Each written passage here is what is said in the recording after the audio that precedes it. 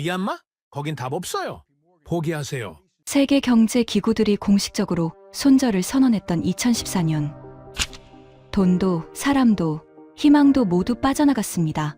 칠흑 같은 어둠만 남은 땅. 모두가 도망칠 때 오히려 정반대로 움직인 유일한 나라가 있었습니다. 바로 대한민국이었습니다. 우리가 가겠습니다. 100개 마을을 통째로 바꾸죠. 예산은 단돈 300억. 국가 인프라를 바꾸기엔 턱없이 부족한 강대국들이 쏟아부은 수조 원에 비하면 껌값에 불과한 액수였습니다. 세상은 비웃었습니다. 하지만 한국은 달랐습니다. 돈의 액수가 아니라 그 돈을 쓰는 방식이 세상을 뒤흔들었습니다. 3년 후 전 세계를 충격에 빠뜨린 기적이 일어납니다. 모두가 포기한 땅에서 한국이 써내려간 전무후무한 역전 드라마. 지금 바로 공개합니다. 잠깐 지금 이 이야기를 어디에서 듣고 계신지 댓글로 알려주세요. 본 영상을 시청하신 후 이야기가 감동적이었다면 구독과 좋아요도 부탁드립니다. 그럼 바로 시작할게요. 당신의 나라가 하루아침에 전 세계로부터 버림받는다면 어떻겠습니까?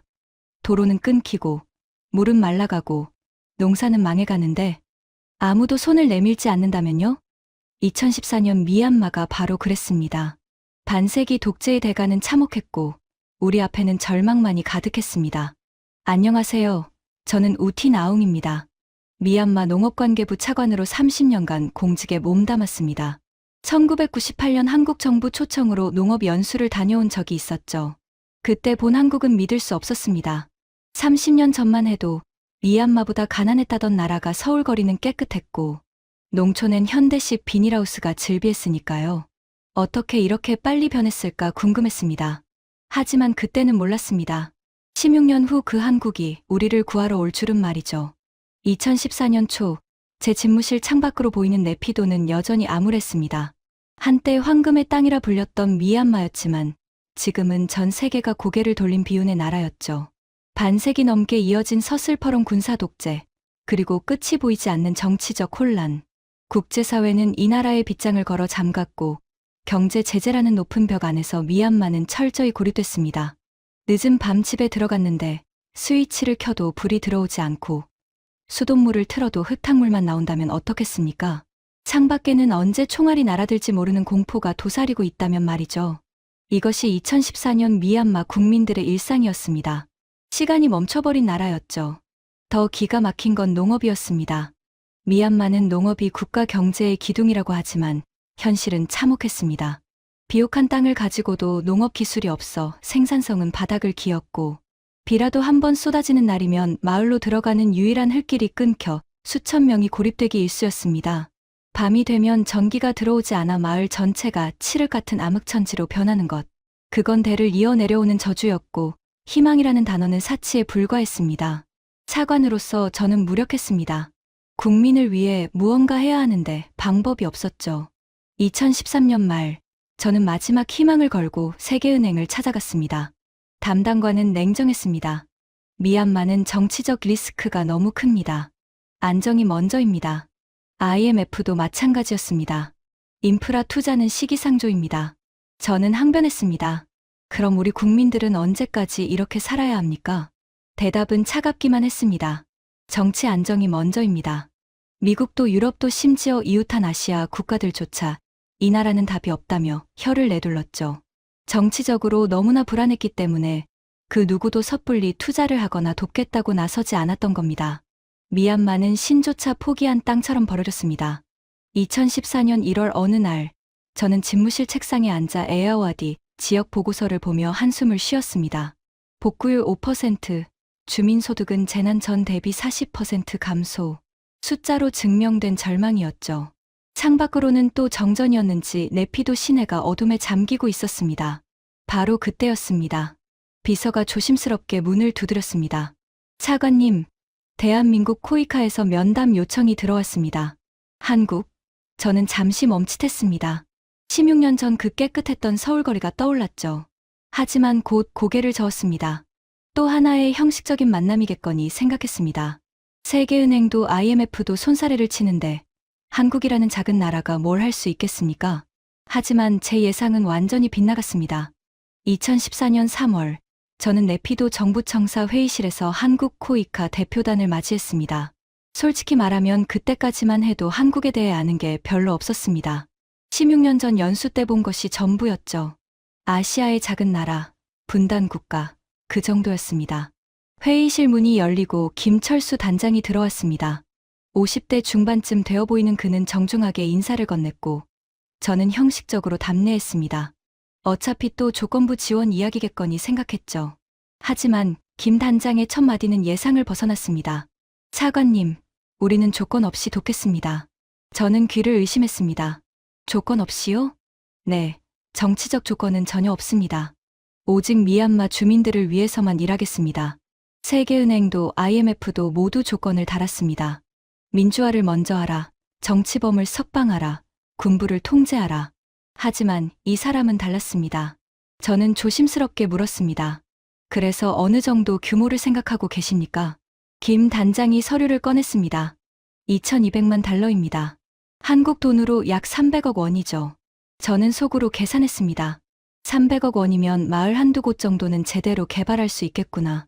보통 개발도상국을 도울 때는 시범적으로 마을 한두 곳을 정해서 우물을 파주거나 학교를 지어주는 게 일반적이니까요. 실패할 확률이 높으니까요.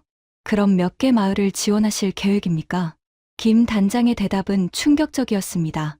100개 마을입니다. 회의실이 순간 조용해졌습니다.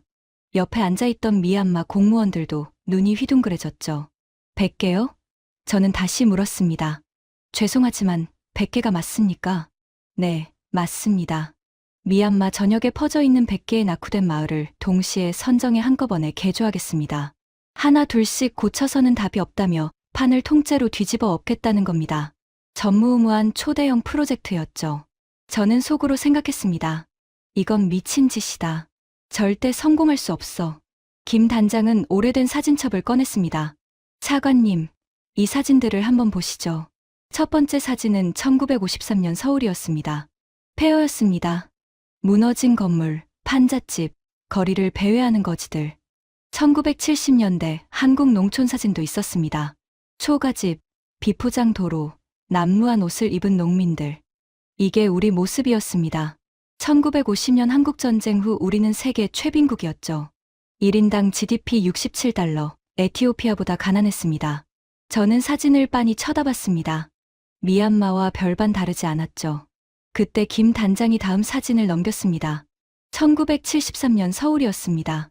고층 빌딩이 늘어서 있었고 깨끗한 포장도로에 자동차들이 달리고 있었습니다. 농촌 사진도 달랐습니다. 기와집, 콘크리트 도로, 환하게 웃는 사람들.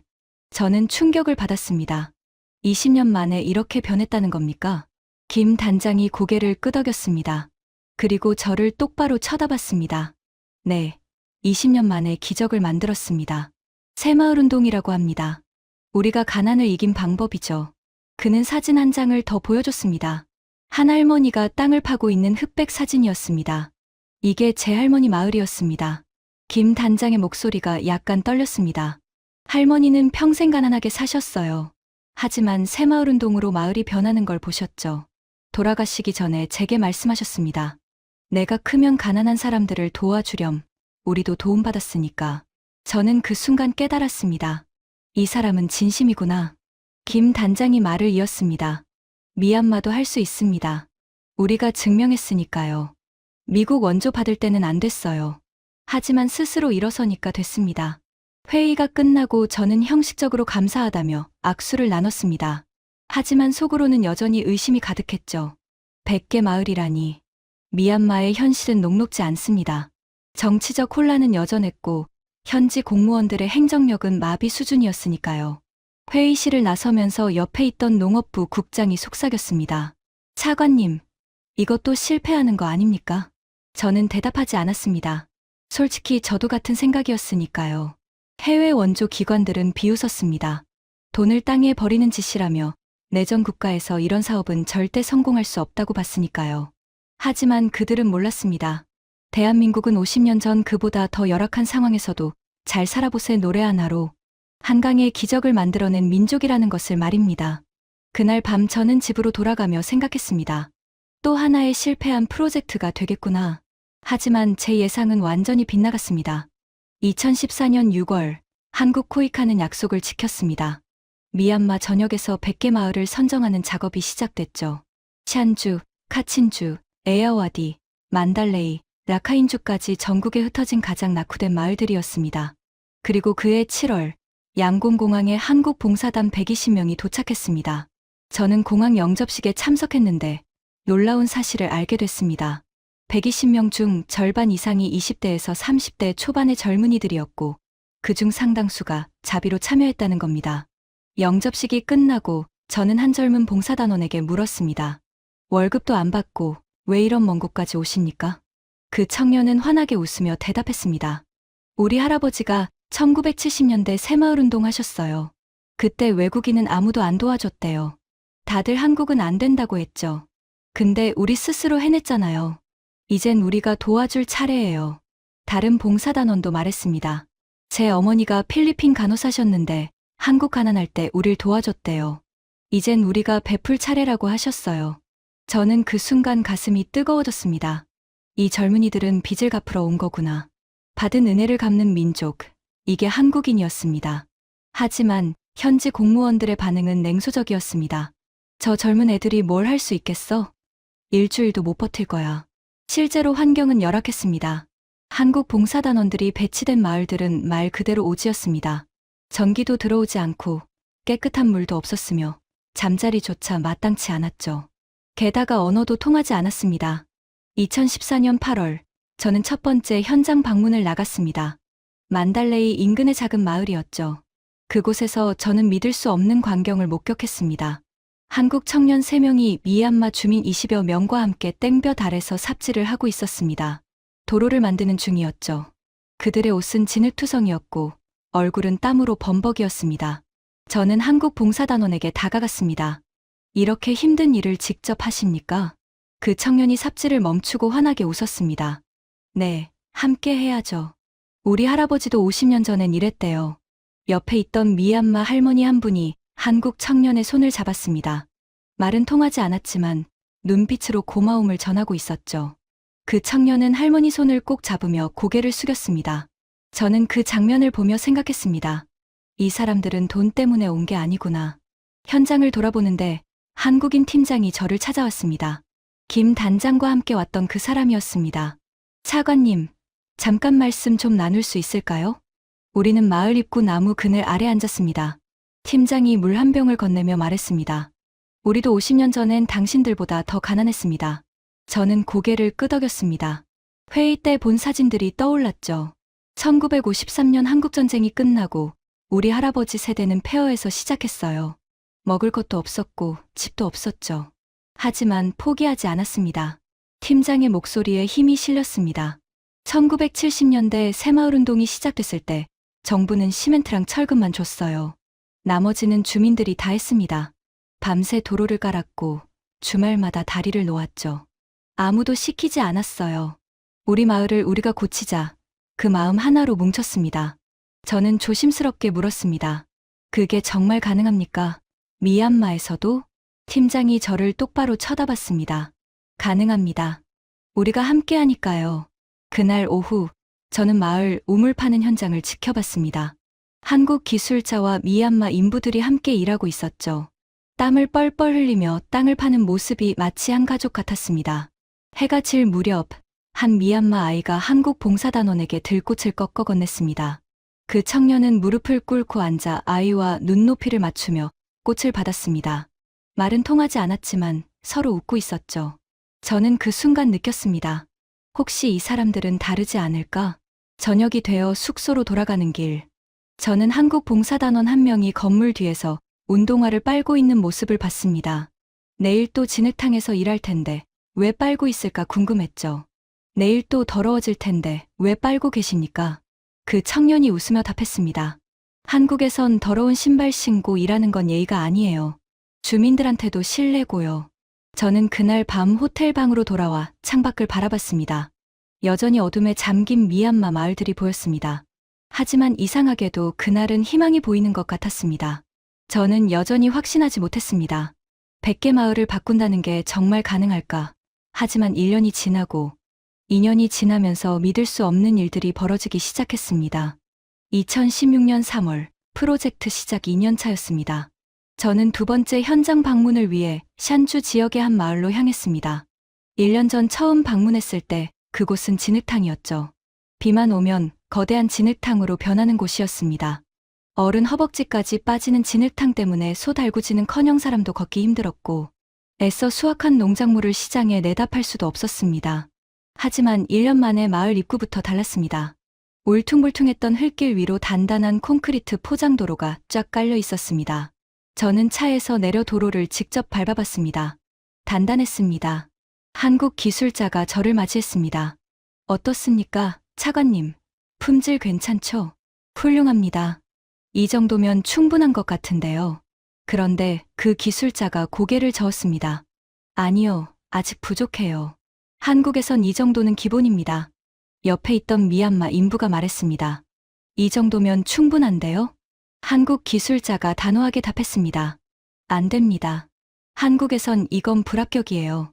30년은 가야 합니다. 20년짜리 만들면 안 돼요. 저는 놀랐습니다. 원조 사업인데 이렇게까지 따질 필요가 있을까? 그런데 그 기술자가 제 마음을 읽은 듯 말했습니다. 우리 이름이 걸린 거예요. 대충 못합니다. 한국 사람들은 자기 나라 일하듯이 합니다. 아니, 더 정성껏 하죠. 마을 안쪽으로 들어가니 더 놀라운 광경이 펼쳐졌습니다. 1년 전 끊어졌던 다리가 보수되어 튼튼한 새 교량으로 다시 놓여 있었습니다. 마을과 도시가 다시 연결된 겁니다. 그때 학교 종소리가 들렸습니다. 아이들이 우르르 나오고 있었죠. 1년 전만 해도 이 아이들은 진흙투성이 발로 학교를 가야 했습니다. 하지만 이제는 달랐습니다. 매끈한 도로 위에서 자전거를 타고 집으로 가고 있었죠. 한 아이가 제게 다가왔습니다. 아저씨, 이제 학교 안 늦어요. 그 아이는 환하게 웃으며 페달을 밟아 사라졌습니다. 저는 그 모습을 한참 바라봤습니다. 단순한 등굣길이 아니었습니다. 미얀마의 미래가 달리는 모습이었죠. 마을 중심부에는 새로운 우물이 설치되어 있었습니다. 깨끗한 물이 솟구치는 급수시설이었죠. 한 할머니가 물을 받고 있었습니다. 저는 다가가 인사를 건넸습니다. 할머니, 물이 깨끗하죠?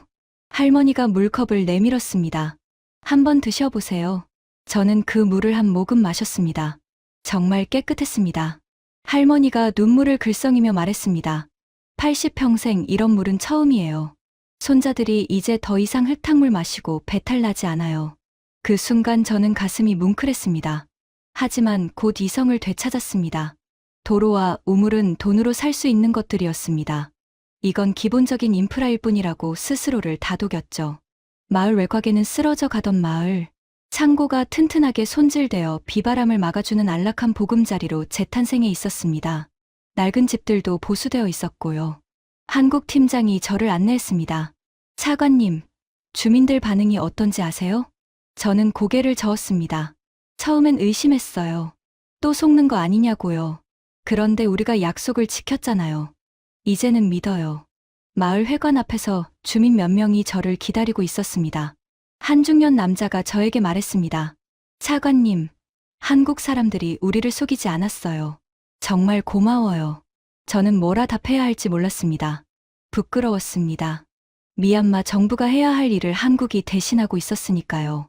우물 파는 현장도 봤습니다. 한국 기술자와 미얀마 인부들이 함께 땅을 파고 있었죠. 15m를 파도 물이 나오지 않았습니다. 미얀마 인부들이 말했습니다. 그만 파죠. 여기는 원래 물이 없어요. 하지만 한국팀은 포기하지 않았습니다. 아니요, 25m까지 팝니다. 반드시 물이 있어요. 결국 22m 지점에서 맑은 물이 콸콸 쏟아져 나왔습니다. 주민들이 환호성을 질렀고 저는 그 모습을 보며 깨달았습니다. 한국인들은 포기를 모르는구나. 해가 질 무렵 저는 마을을 한 바퀴 돌아봤습니다. 1년 전과는 완전히 다른 마을이었습니다. 도로가 뚫리고 다리가 놓이고 물이 솟고 집이 튼튼해졌습니다. 하지만 저는 여전히 냉정함을 유지하려 했습니다. 속으로 되뇌었죠. 도로와 우물은 돈으로 살 수 있는 것들이었습니다. 인프라는 기본일 뿐입니다. 진짜 변화는 따로 있어야 한다고 말이죠. 그날 밤 호텔로 돌아오는 차 안에서 저는 창밖을 바라봤습니다. 어둠 속에서도 새로 놓인 가로등이 마을을 밝히고 있었습니다. 1년 전 칠흑 같은 암흑천지였던 그 마을이 이제는 빛나고 있었죠. 저는 생각했습니다. 이게 시작일까? 아니면 끝일까? 인프라만 좋아진다고 사람들 삶이 진짜 바뀔까? 진짜 변화는 따로 있었습니다. 그리고 그 변화는 곧 찾아왔습니다. 2016년 9월, 저는 세 번째 현장 방문을 나갔습니다. 이번엔 에아와디 지역의 농업 교육 현장이었습니다. 한국 농업 전문가가 주민들에게 벼농사 기술을 가르치고 있었죠. 현장에 도착하니 논 한가운데서 50대 한국 전문가가 장화를 신고 직접 시범을 보이고 있었습니다. 주민 40여 명이 그 주위를 둘러싸고 열심히 듣고 있었고요. 벼는 이렇게 심어야 합니다. 간격이 중요해요. 너무 빽빽하게 심으면 병충해에 약합니다. 콩은 이렇게 관리해야 병충해를 막습니다. 물 주는 시기가 핵심이에요. 저는 한쪽에 서서 그 모습을 지켜봤습니다. 새벽 5시부터 시작해서 지금 오후 3시까지 쉬지 않고 가르치고 있었죠. 교육이 끝나고 저는 그 전문가에게 다가갔습니다. 선생님, 너무 무리하시는 거 아닙니까? 휴일엔 쉬시죠. 그가 땀을 닦으며 웃었습니다. 농사가 어디 휴일이 있나요? 지금이 중요한 시기인데요. 저는 물었습니다. 한국에서도 이렇게 하십니까? 당연하죠. 우리 아버지도 이렇게 하셨어요. 1970년대의 말이죠. 3개월 후, 그 결과는 놀라웠습니다. 저는 수확 현장을 직접 보러 갔습니다. 같은 마을 안에서 미얀마 전통 방식으로 농사지은 논과 한국식으로 농사지은 논을 비교할 수 있었죠. 한국 전문가가 통계 자료를 보여줬습니다. 차관님, 보세요. 미얀마 전통 방식은 헥타르당 2.1톤입니다. 하지만 한국식은 3.4톤이에요. 62% 증가입니다. 같은 땅, 같은 종자인데 방법만 바꿨을 뿐인데 이런 차이가 났습니다. 주민들은 충격을 받았죠. 마을 창고 앞에는 수확한 쌀과 콩, 채소 포대가 산더미처럼 쌓여 있었습니다. 땅은 거짓말처럼 보답하기 시작했죠. 쌀과 콩, 채소의 생산성이 폭발적으로 늘어난 겁니다. 70세 노인 한 분이 창고 앞에서 쌀 포대를 쓰다듬고 있었습니다.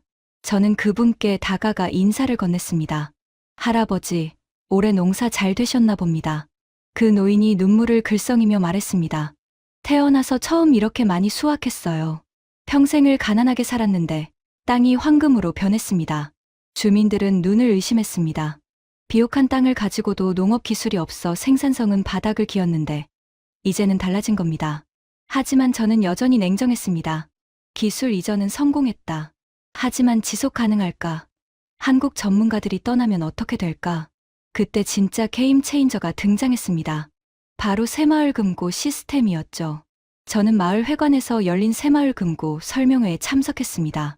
한국 금융 전문가가 주민들 앞에서 설명하고 있었습니다. 도로가 뚫리고 농사가 잘 돼도 농민들이 가난을 벗어나지 못하는 결정적인 이유는 돈입니다. 주민들이 고개를 끄덕였습니다. 모두 공감하는 이야기였죠. 농사를 지으려 해도 비료 살 돈이 없고 소를 키우려 해도 송아지 살 돈이 없습니다. 급한 마음에 사채를 쓰면 살인적인 고금리 때문에 평생 빚어가 되는 악순환입니다. 한 주민이 손을 들었습니다. 맞아요. 우리가 그래요. 고리대금업자한테 빌리면 이자가 월 10%예요. 전문가가 고개를 끄덕였습니다. 그래서 우리가 새마을 금고를 만들었습니다. 이건 1960년대 한국에서 시작됐어요. 당시 한국 농민들도 고리대금에 시달렸죠. 하지만 이 시스템으로 빚을 갚고 부자가 됐습니다. 그가 자료를 보여줬습니다. 지금 한국 새마을 금고 자산이 90조 원입니다. 50년 전 가난한 농민들이 시작한 게 이렇게 컸어요. 주민들이 웅성거렸습니다. 믿기 힘들다는 표정이었죠. 방식은 간단하지만 강력합니다. 각 마을에 종자돈을 지원하고 주민들이 스스로 운영하는 소액 대출과 저축 조합을 만드는 겁니다. 한 주민이 물었습니다. 그럼 우리가 직접 운영한다는 겁니까? 네, 여러분이 주인입니다. 여러분이 돈을 맡기고, 여러분이 빌리고, 여러분이 관리합니다. 한국 사람은 도와주기만 할 뿐이에요. 주민들은 이제 고리대금업자에게 빌지 않고도 마을 금고에서 아주 낮은 이자로 돈을 빌릴 수 있게 됐습니다. 월 10%가 아니라 월 1%였죠. 6개월 후, 저는 다시 그 마을을 방문했습니다. 돈이 돌기 시작하자 마을 경제의 혈액이 돌기 시작했습니다. 한 젊은 엄마가 저에게 다가왔습니다. 차관님, 저 마을 금고에서 돈 빌려서 염소 2마리 샀어요. 이제 새끼도 낳고 우유도 팔아요. 다른 남자는 재봉틀을 샀다고 했습니다.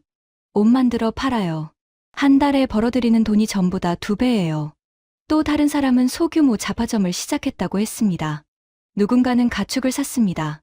누군가는 재봉틀을 사서 옷을 만들어 팔았고, 누군가는 소규모 장사를 시작했습니다. 마을 금고 장부를 확인해 보니 상환율이 98%였습니다. 거의 모든 사람이 약속을 지키고 있었죠. 가난해서 꿈조차 꾸지 못했던 사람들이 이제 내년에는 소를 한 마리 더 사야지, 아이를 대학에 보내야지 하며 미래에 대해 이야기하기 시작했습니다. 한국이 전해준 것은 단순한 돈 관리법이 아니었습니다.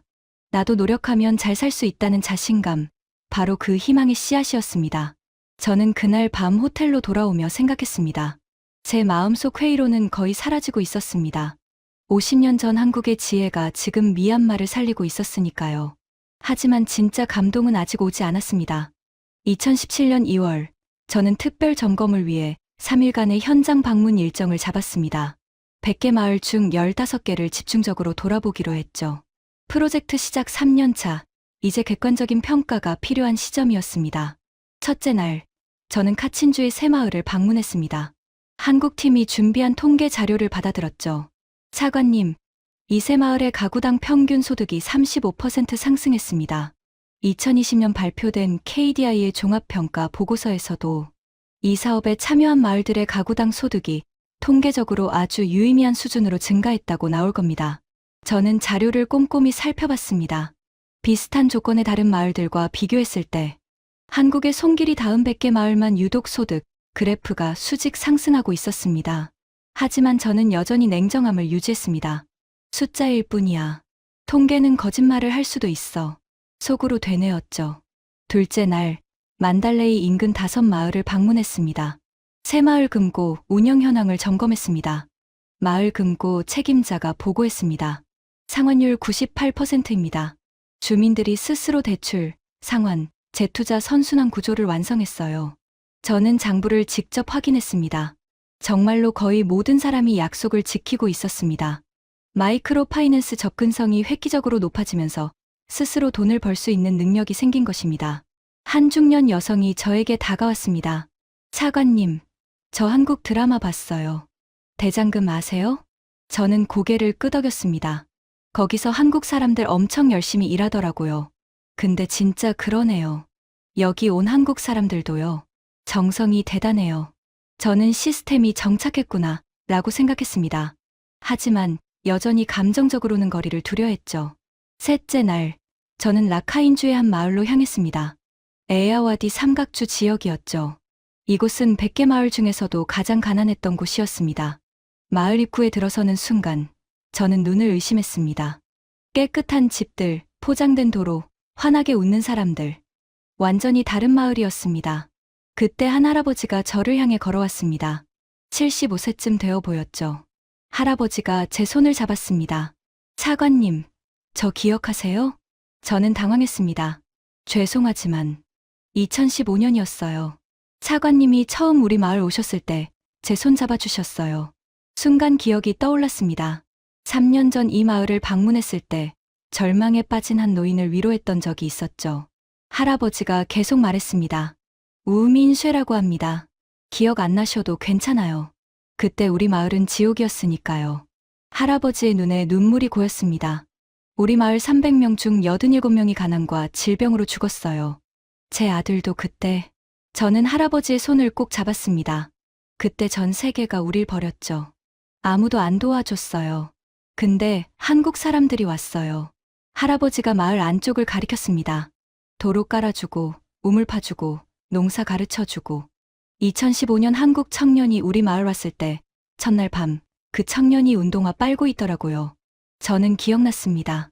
제가 봤던 그 장면이었죠. 내일 또 진흙탕인데 왜 빠냐고 물었죠. 그 청년이 뭐라고 했는지 아세요? 한국에선 더러운 신발 신고 일하는 건 예의가 아니래요. 그 정성에 감동했습니다. 할아버지가 제 손을 더 세게 잡았습니다. 차관님, 이제 제 손자를 대학에 보낼 수 있습니다. 손자가 공부 잘해요. 의사가 되고 싶대요. 그 순간 저도 모르게 눈시울이 붉어졌습니다. 30년 공직 생활에서 처음 느끼는 감정이었습니다. 할아버지가 마을 학교로 저를 안내했습니다. 교실 벽에는 태극기와 미얀마 국기가 나란히 걸려 있었습니다. 한국 선생님들이 가시면서 남기셨어요. 아이들이 저를 보고 한국어로 인사했습니다. 감사합니다. 저는 더 이상 참을 수 없었습니다. 교실 밖으로 나와 혼자 눈물을 닦았습니다. 한국인들은 타국에서도 자기 자존심을 지켰구나. 한국인의 자부심과 책임감이 미얀마를 바꿨구나. 우리 정부가 포기했던 국민들에게 희망을 준 건 한국이었구나. 그날 저녁, 저는 호텔방에서 혼자 울었습니다. 30년 공직 생활에서 처음이었습니다. 부끄러웠습니다. 동시에 감사했습니다. 한국은 우리에게 물고기를 준 게 아니었습니다. 낚싯대를 주고 함께 낚시하는 법을 가르쳐 줬습니다. 한국 사람들은 돈만 준 게 아니었습니다. 함께 땀을 흘렸고, 함께 웃었고, 함께 희망을 키웠습니다. 3일간의 방문을 마치고 네피도로 돌아오는 비행기 안에서 저는 확신했습니다. 한국의 새마을 운동은 성공했다고, 미얀마는 이제 달라질 거라고. 하지만 2020년 최종 보고서를 받아든 순간 저는 얼어붙었습니다. 그 보고서에는 제가 전혀 예상하지 못한 문장이 적혀 있었습니다.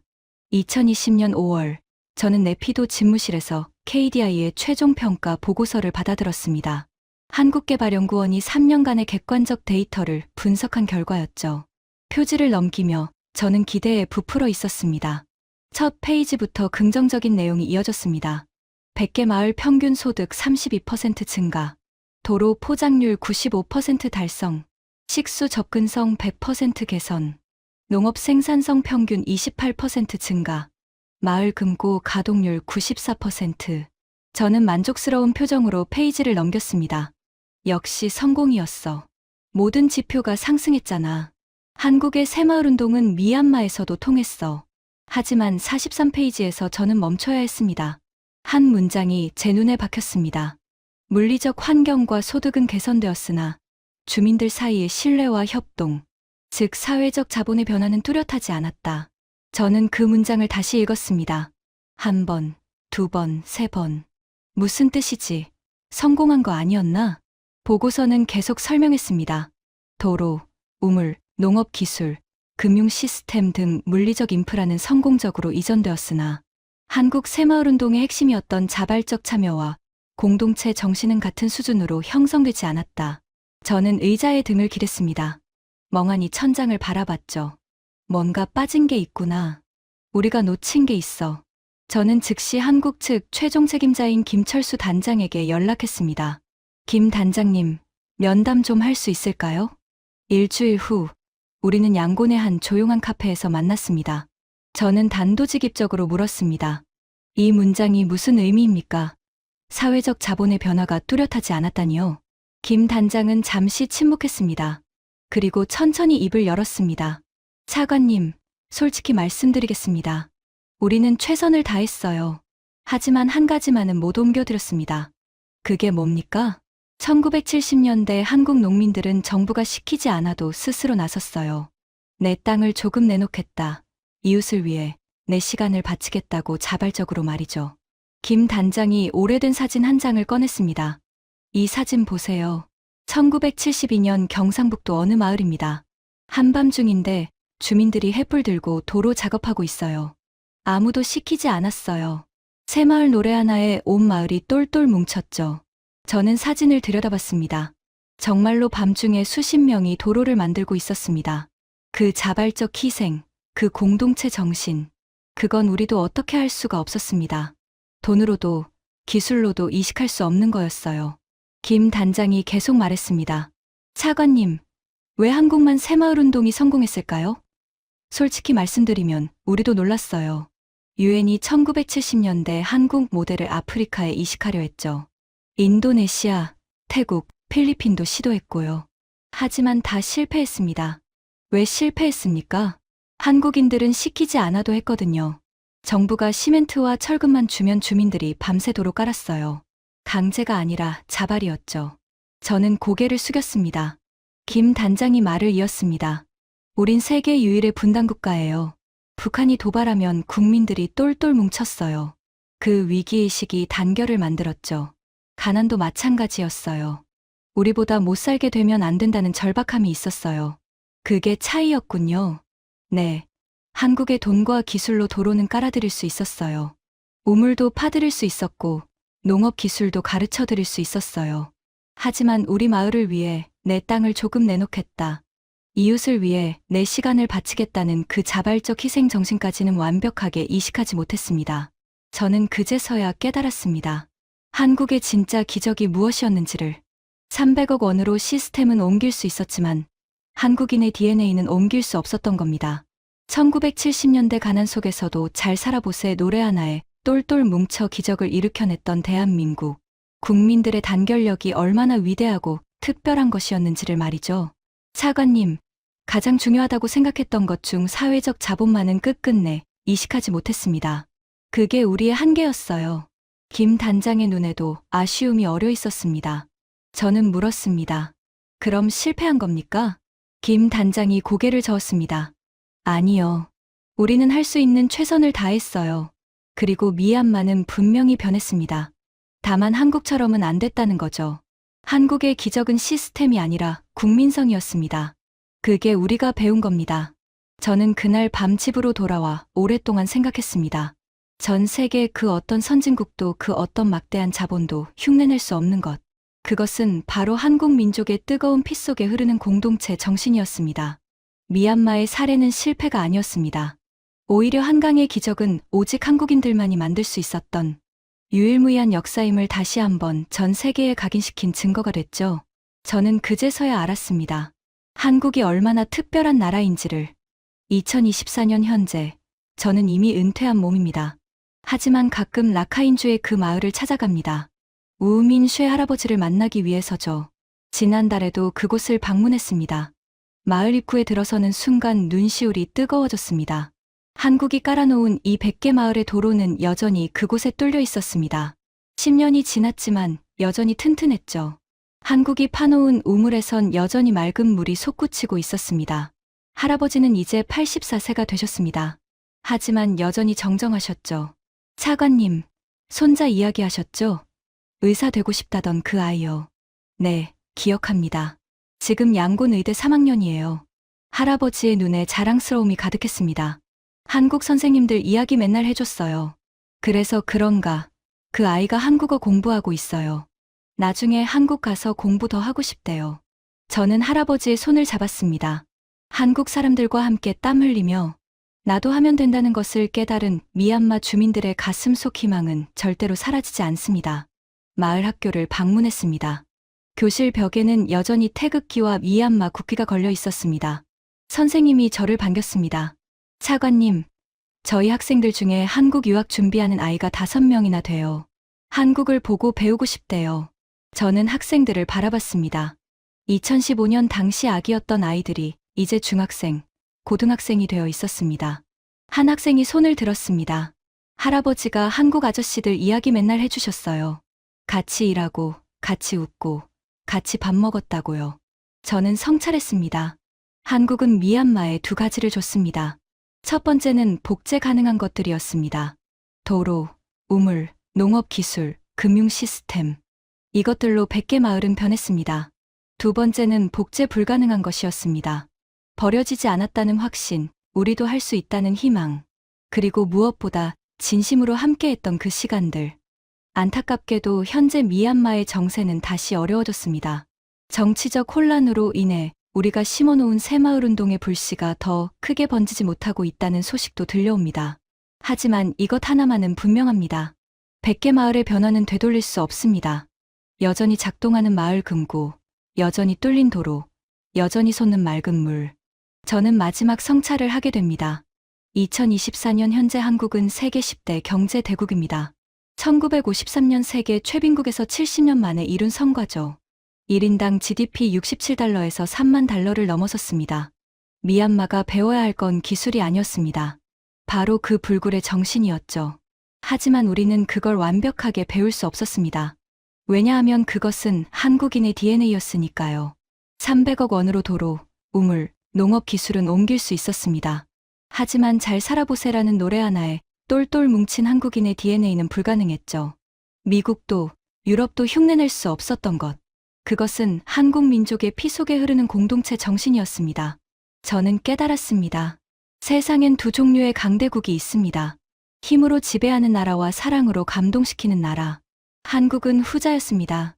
한국은 작은 나라지만 위대한 민족입니다. 이제 저는 압니다. 미얀마 농촌 개발의 역사에서 한국 모델은 이제 지워지지 않는 교과서가 되었습니다. 성공과 한계를 모두 보여준 이 귀중한 실험은 앞으로 가난과 싸우는 전 세계에 수많은 개발도상국의 소중한 이정표가 됐습니다. 저는 마지막으로 마을 공동묘지를 찾았습니다. 2015년 한국 봉사단과 함께 일하다 병으로 세상을 떠난 한 젊은 미얀마 청년의 묘 앞이었습니다. 묘비 옆에는 작은 액자가 놓여 있었습니다. 그 청년이 한국 봉사단원과 함께 웃으며 찍은 사진이었죠. 누군가 꽃을 새로 갖다 놓았더군요. 저는 그 앞에서 묵념했습니다. 한국은 우리에게 물고기가 아닌 낚싯대를 줬습니다. 하지만 그들의 진짜 위대함은 낚싯대가 아니었습니다. 그들 스스로가 기적이었습니다. 한국인들은 자기 나라 일하듯이 미얀마를 도왔습니다. 아니, 더 정성껏 했습니다. 그 정성에 미얀마는 변했고 저는 변했습니다. 미얀마 개발의 역사에 한국이라는 이름은 영원히 남을 것입니다. 그리고 저는 이제 압니다. 한강의 기적은 결코 우연이 아니었다는 것을. 2014년 절망 속에서 마지막 희망으로 찾아온 한국. 전 세계가 외면했을 때 유일하게 손 내민 나라. 조건 없이 도왔고 진심으로 함께했던 나라. 한국은 미얀마에게 증명했습니다. 우리가 버려진 게 아니라는 것을. 우리도 할 수 있다는 것을. 그리고 세상엔 여전히 희망이 있다는 것을. 10년이 지난 지금도 저는 가끔 꿈을 꿉니다. 진흙투성이가 되어 함께 웃던 한국 청년들, 햇볕 아래서 땀 흘리던 한국 전문가들, 그리고 그들이 남긴 희망의 씨앗들. 그 씨앗은 지금도 자라고 있습니다. 미얀마 곳곳에서, 그리고 제 가슴 속에서. 감사합니다. 대한민국. 여러분, 오늘의 이야기는 여기까지입니다. 한때 세계 최빈국이었던 나라가 이제는 절망에 빠진 이들에게 희망을 나눠주고 있습니다. 받았던 사랑을 갚고 흘렸던 눈물을 닦아주는 나라. 그것이 바로 우리가 사는 대한민국입니다. 오늘도 어디선가 태극기를 가슴에 품은 청년들이 누군가의 내일을 위해 땀 흘리고 있을 겁니다. 구독과 좋아요로 응원해 주시면 더 감동적인 이야기로 찾아뵙겠습니다.